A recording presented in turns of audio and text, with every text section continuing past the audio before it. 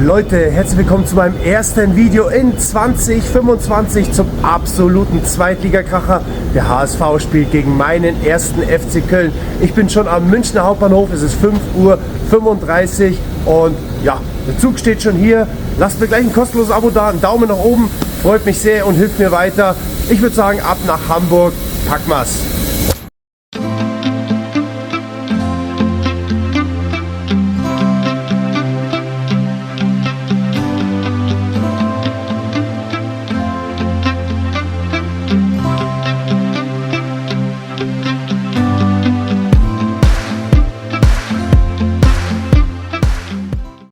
Sekunden später.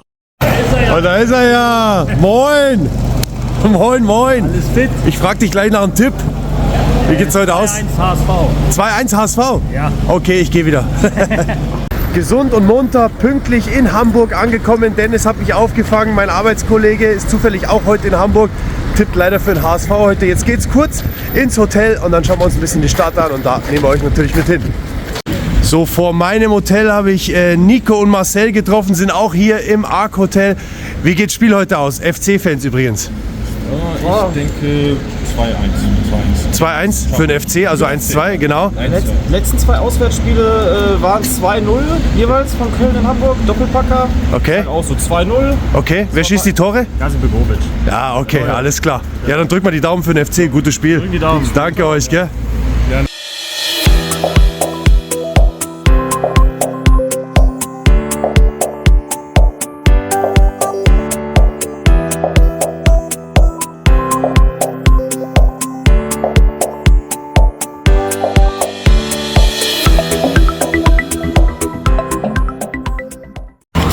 Wir sind bei den Landungsbrücken angekommen. Es ist sehr, sehr neblig. Hier kann man schön entlang schlendern, gute Fischbrötchen auch essen.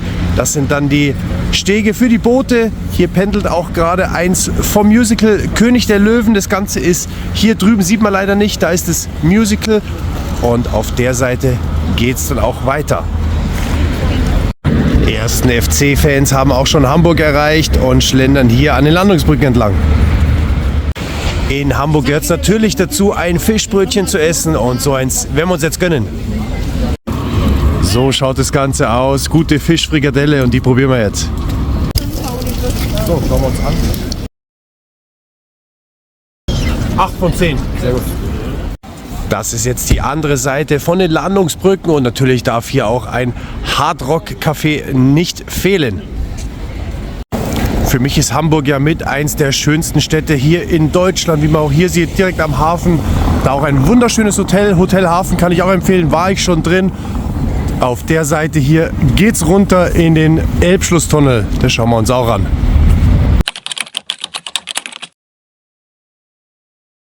Die Inbetriebnahme des Elbschlusstunnels war bereits 1911 und man spricht hier auch von einem architektonischen Meisterwerk, verbindet die zwei Ufer miteinander, kann man unten drunter durchgehen und sogar die Autos können auf die andere Seite gelangen. Hier geht es jetzt steil runter in den Elbschlusstunnel und hier sieht man auch die Aufzüge, mit denen die Personen runtergefahren werden oder auch zum Beispiel Autos, die fahren hier runter und können von da aus dann auf die andere Seite gelangen.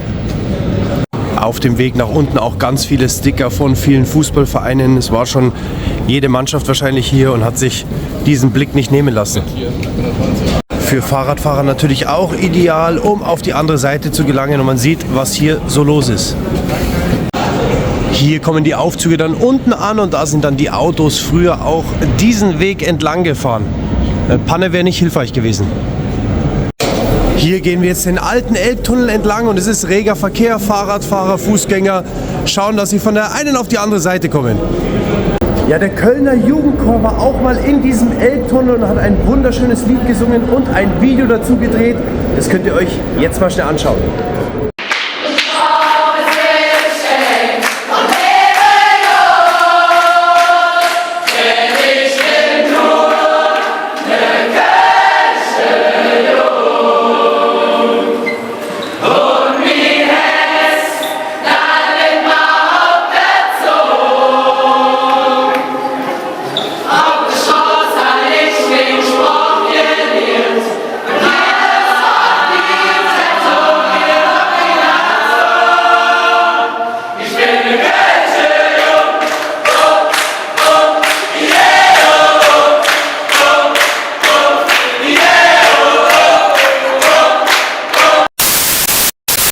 in Hamburg gibt es natürlich noch einen zweiten Fußballverein mit dem dementsprechenden Viertel.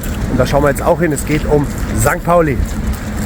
Auf dem Weg nach St. Pauli schon die ersten Fanbusse vom 1. FC Köln. Hier der vom Fanclub Wilder Süden. Hier sind wir jetzt am Kultstadion von St. Pauli angekommen. Das Stadion am Millerntor. Und aktuell auch das Stadion vom einzigen Erstligisten in der Stadt Hamburg. Unterschiedlicher könnten die zwei Clubs gar nicht sein. Der HSV ist eher so der Stadtclub und hier der FC St. Pauli, ja, eher so der bunte Club, wie man hier auch sehen kann. Eröffnet wurde das Stadion 1963, also schon etwas älter, sieht man auch an diesen ganzen Backsteinen hier. Und auf der Seite gibt es dann noch ein paar Snacks zu holen. Da ist dann beim Spieltag für die Verpflegung gesorgt, alles auch sehr bunt. Und da ist nochmal das Wappen vom FC St. Pauli.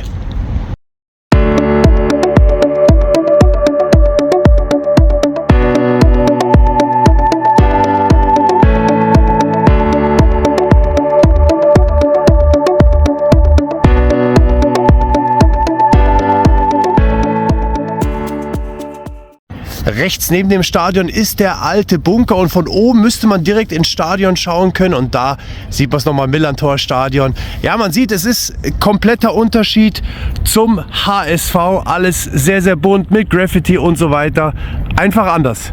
Also die ersten coolen FC-Fans hier vor dem Millerntor getroffen beim Feind vom HSV. Was tippt ihr heute? Wie geht das Spiel aus? 0-2. 0-2? Ja. Auf jeden Fall FC-Sieg heute, oder? Ja. Gutes Spiel heute. Auf jeden Fall. Danke euch. Gell? Ciao. Ich finde es übrigens sehr stark, dass der FC St. Pauli in der ersten Bundesliga spielt. Es wäre natürlich auch schön, wenn der HSV und der 1. FC Köln auch in die erste Liga aufsteigen würden. Ich finde, die beiden Vereine gehören einfach in die erste Liga und ich hoffe, dass es dieses Jahr vielleicht klappt. Und jetzt sind wir auf der berühmtesten Straße in St. Pauli unterwegs, auf der Reeperbahn. Und die nehmen wir natürlich auch mit ins Video. Kommen wir jetzt ins Fernsehen? St. Pauli ist in Kölner Hand. Man sieht, die Stimmung ist schon sehr gut. 4 Stunden vor dem Spiel lassen sich die Kölner Fans sehr gut gehen. Und es raucht auch schon. Hier in der Pyjama Bar wird auch Kölner Musik gespielt. Richtig geil. Vielen Dank dafür. Sehr bekannt natürlich auch die berühmte Polizeistation, die Davidswache. Auch ein Kultlokal hier in St. Pauli, die Rutsche. Und hier sieht man auch ganz, ganz viele FC-Fans. Hier gibt es übrigens auch Leon Kölsch. Ja, hier in St. Pauli ist es natürlich sehr angenehm für uns als Auswärtsfans, weil St. Pauli natürlich dem HSV heute sicher nicht die Daumen drücken wird. Kultig auch hier der Hans-Albers-Platz, sehr, sehr bunt beklebt und lauter Kneipen. Und am interessantesten finde ich diese Kneipe hier, die 24 Stunden offen hat. Und man sagt, dass damals der Schlüssel verloren gegangen ist, der nicht mehr auffindbar ist und deswegen das Lokal einfach immer offen hat. Sehr interessant. Das dürfte der bekannteste Penny in Deutschland sein, der Kiez Penny, berühmt geworden durch die Spiegel TV-Reportage. Allerlei Leute laufen hier rum, geöffnet von 7 bis 23 Uhr. Besser hätten sie den Slogan nicht nennen können, vom Kiez direkt in den Urlaub. Starker Werbespruch. Natürlich auch Kult in St. Pauli, die berühmte Ritze, ein uraltes Lokal. Unten im Keller ist übrigens ein Boxring, wird heute noch Boxtraining gemacht. Und ja, einfach Kult. Viele bekannte Gesichter waren auch schon in der Ritze. Hier sieht man Darius Michalczewski und auch Udo Lindenberg gab sich schon die Ehre. Ein Kultlokal. Der 1. FC Köln hat definitiv für den heutigen Tag St. Pauli übernommen. Das ist jetzt die große Freiheit. Hier sieht man das Dollhaus, auch ganz großer Stripladen. Ansonsten ganz viele Clubs und Bars, wo man am Abend richtig gut feiern kann. Die berühmte Olivia Jones hat natürlich hier auch 2 Läden in der großen Freiheit und macht sogar auch Führungen in diesem Viertel und führt die Leute rum und erzählt viel über dieses Etablissement. Hier an der großen Freiheit haben wir Dominik und Nina getroffen, FC-Fans. Und wie ist euer Tipp für den Abend? Also ich tippe 3-1 für den FC. Wunderbar, sehr gut. Ich sag 2-1 für den FC. Sehr sympathisch und so packt's. Gutes Spiel heute. Danke euch und viel Spaß noch in Hamburg. Gell? Sogar einen Mangal-Kebab-Laden von Lukas Podolski gibt es hier in St. Pauli. Übrigens sehr, sehr leckere Döner. Auch ein 24-Stunden-Lokal, der legendäre Elbschlosskeller, rund um die Uhr geöffnet. Ganz viele verschiedene Leute drin, von Obdachlos bis Anwalt. Einfach Kult hier in St. Pauli.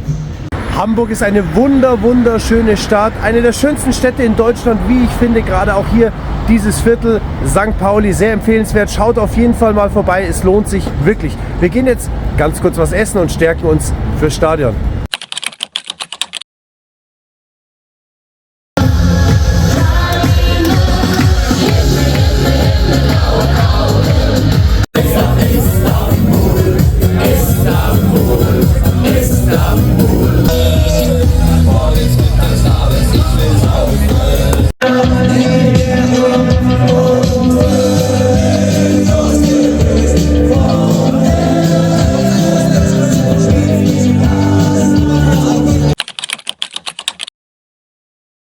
So, in einem leckeren Restaurant Tazzi Pizza sind meine Ziehtöchter Leonie, Fred und Lena, danke.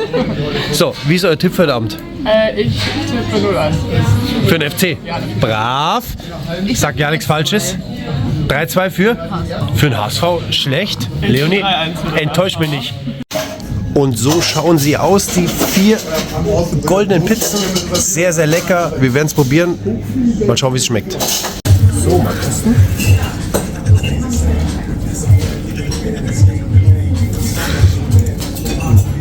Lecker, ne? Stabile 9 von 10. Sehr gut. Playoffs auf Konferenz Donnerstag geht's los. Ja, da muss man ganz weit den Mund. Wir haben einen richtigen Superstar vom 1. FC Köln da, Louis und sein Papa, der Janni. Louis, was tippst du heute? 2-1 Köln, sehr gut. Und der Papa? 0-2 Köln. 0-2 Köln. Auf jeden Fall 3 Punkte für den FC, oder? Gutes Spiel. Danke dir. 20 Minuten später. Fast am Stadion angekommen bei einem HSV-Treffen. Richtig geile Stimmung, die HSV-Fans auch sehr gut drauf. Wir sind quasi im Feindesland, aber egal. Die haben uns sehr gut empfangen. Es ist eine Riesenparty und muss man mal erlebt haben. Es geht gleich ins Stadion, dann gleich mehr zum Spiel. Ich freue mich und ich nehme euch mit. Geben wir Gas.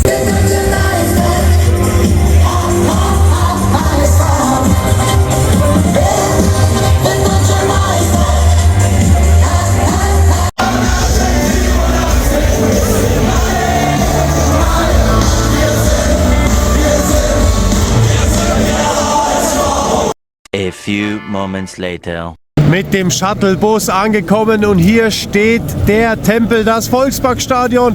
55.000 Zuschauer werden heute drin sein.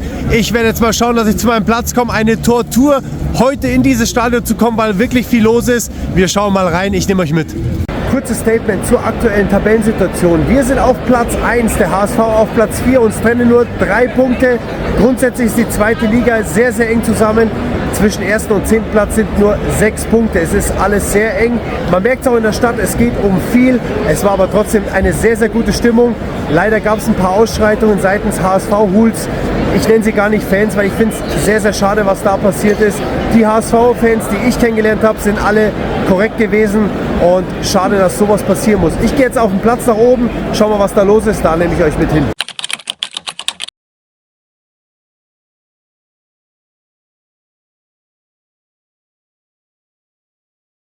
Ja, mein Tipp übrigens heute ist 2:1 für den FC. Wichtig ist für mich, dass Davy Selke heute nicht treffen soll. Und ja, Hauptsache wir haben ein schönes Spiel heute. Ich freue mich. Das ist heute mein Platz, die Nummer 27. Und der erste Blick ins Stadion. Ein perfekter Sitz. Auf der linken Seite sind die HSV-Fans. Die Kurve ist schon relativ voll. Und auf der rechten Seite unsere Kölscher, die hoffentlich richtig gute Stimmung machen. Ich freue mich aufs Spiel. Es kann losgehen. Unsere Keeper kommen zum Warmmachen und Applaus von den Ultras und von der Kurve. Chapeau an den HSV, ein wunderschönes Stadion. Ich würde sagen, absolut erstligareif und wie ich die Fans kenne vom HSV, auch erstligareif. Die werden richtig Gas geben. Die Aufstellung ist draußen, so startet der HSV unter anderem mit Davy Selke, unserem Ex-Stürmer, und der FC startet vorne mit Lindenmeiner, Downs und dahinter Luca Waldschmidt. Und unsere Jungs kommen zum Warmmachen unter Begleitung von der Kurve. Auswärtssieg! Im Hintergrund kann man es erkennen. Ein paar Ultras sind schon unter der Fahne. Das heißt, es wird wahrscheinlich Bengalos geben. Ich werde nicht viel filmen von den Ultras. Ich respektiere das. Wollen nicht gefilmt werden. Ich bin absolut respektiert. Aber die Stimmung wird gut sein. Und die FC-Fans wachen auf. Auch die HSV-Fans werden wach. Man merkt, es geht gleich los. Sehr laut.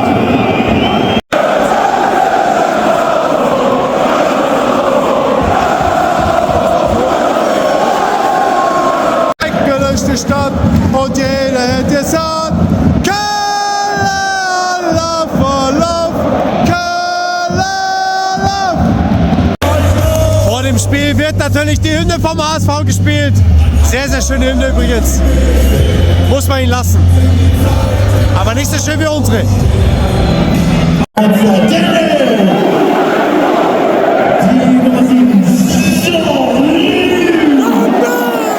Hier kommen die Mannschaften vom HSV und vom 1. FC Köln. Und die Jungs hier bringen schon alles ab. Der FC ist on fire.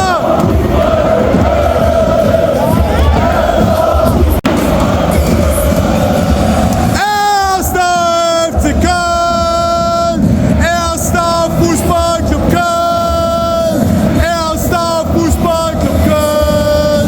6000 Kölner im Volksparkstadion. Es ist der absolute Wahnsinn. Auf geht's FC. Und es geht los. Der FC stoßt an. Auf geht's FC kämpfen und siegen. Auf geht's FC kämpfen und siegen. Eine Nebelwand, man sieht gar nichts mehr. Aktuell Spielunterbrechung, weil man nichts sieht, auch die Spieler nicht. Wir hoffen, dass es gleich weitergeht. Wahnsinn, was hier los ist. Geht's, FC schießt ein Tor, schießt ein Tor. Immer noch Spielunterbrechung. Es qualmt und raucht. Erste Chance für den HSV. Freistoßposition und geklärt. Aber noch heiß, abseits. Dankeschön.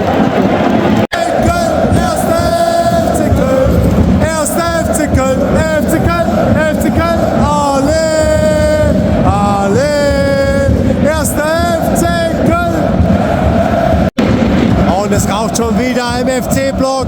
Es ist herrlich, was der FC hier abfackelt. Weltklasse. Auf, wenn ihr Kölner seid. Steht auf, wenn ihr Kölner seid. Der HSV ist erstmal über links. Vielleicht die erste Torchance, aber verkackt. Der FC mit dem Freistoß. Erste Chance vielleicht. Ja? Oh, schade. Erster Abschluss vom FC. Absolut krasse Stimmung, was hier in dem Stadion los ist. Unfassbar, wirklich krass. Habe ich selten gesehen. Wir reden hier von der zweiten Liga. Ich sage immer noch, beide Mannschaften müssen in die erste Liga. Was hier los ist, Wahnsinn. Der HSV über links mit der ersten Chance. Oh, war ein Handspiel? Nein, kein Handspiel. War die Brust.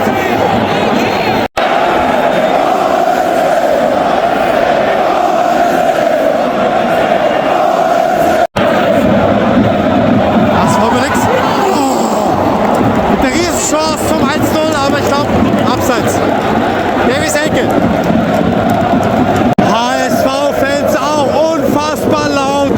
Wahnsinn, was die hier auch abbrennen. Großen Respekt.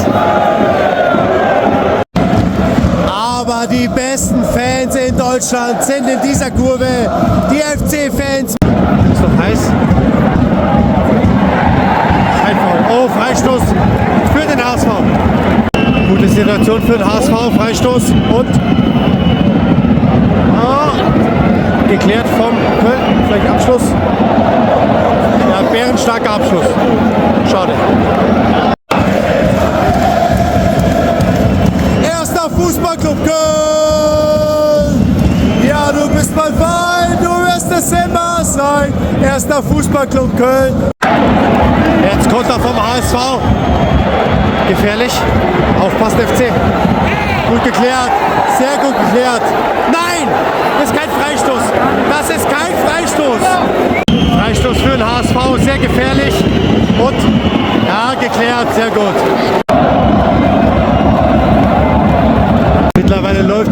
Nachspielzeit von der ersten Halbzeit. Sehr wenige Highlights, aber okay.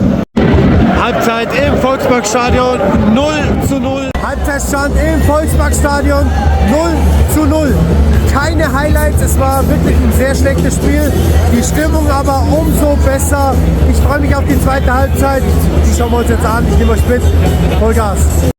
Mir ist gerade aufgefallen, 27 ist die Nummer von Davy Selke. Ich hoffe, das ist kein schlechtes Omen. Und die zweite Halbzeit startet. Jetzt brennt es auch im HSV-Block. Auch hier Bengalos. Auch im Kölner Block brennt es in der zweiten Halbzeit. Es ist einfach herrlich. Erste FC Köln, alle, alle. Erste Chance vielleicht für den FC. Freistoß. Sehr lang gezogen und auch nichts abseits. Erstligareif. FC über links. Vielleicht mit der Chance, aber wieder abgebrochen. Schade. Erster FC Köln. Erster FC Köln.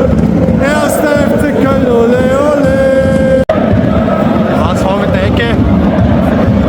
Abwehren. Oh. Riesenchance. Erste große Chance im Spiel. Schalalalala. Colonia FC. FC durch die Mitte. Jetzt vielleicht mit der Chance. Und. Oh! Schade FC. Vollgas. Ecke für den FC. Oh Gott. Wo ist der denn hin? In den Himmel. In die Mitte. Und. Oh, schade. Geklärt vom HSV. Ist noch heiß. Ist immer noch heiß. Boah, gute Chance.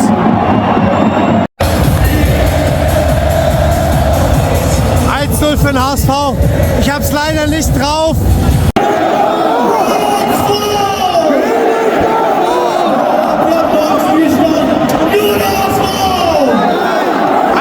Für den HSV. 11 Meter. FC über rechts. Und. Oh, schade. FC über links. Freistoß. Jetzt vielleicht. Schuss. Ja. Oh. Immer noch heiß. Immer noch heiß. Heiß. Oh, Pfosten. Oh. Mein Gott. Abseits. FC über links. Jetzt die Chance. Und. Oh. Mein Gott. FC. Ecke Köln. Auf geht's, Jungs. Komm. Und. Lemperle. Ja, gut. Und. Oh. Ist doch heiß. Mein Gott. Schlechter Abschluss. Mittlerweile ist die 90. Minute angebrochen. Es ist schon die Nachspielzeit. Komm on FC, gibt's nochmal Gas. FC über rechts nochmal, komm. Auf geht's. In die Mitte. Ablage. Was ist das denn? Das ist so schlecht. Es ist viel zu schlecht einfach. Foul für den HSV. Scheiße. Schlusspfiff im Volksparkstadion. Endstand 1:0 für den HSV. Endstand im Volksparkstadion 1:0 für den HSV. Aus meiner Sicht ein unglaublich schlechtes Spiel mit ganz, ganz wenigen Highlights. Aber beide Fanlager haben wirklich alles gegeben. Es war eine wahnsinnig tolle Stimmung hier in dem Stadion. Es hat richtig Spaß gemacht. Am Schluss müssen wir uns geschlagen geben, aber egal. Die Saison geht weiter. Wir hoffen trotzdem, dass wir aufsteigen und in die erste Bundesliga hochgehen. Ja, was soll man machen? Das Leben geht weiter. Lasst mir kostenlos aber da einen Daumen nach oben, die nächsten Vlogs nicht zu verpassen. Ich freue mich, es gibt ganz, ganz viele Highlights. Bleibt dabei und drückt bitte auf Like und auf Abo. Würde mich sehr freuen. Ich wünsche euch was. Bis bald. Gute Nacht aus Hamburg. Viele Grüße. Ciao. Servus.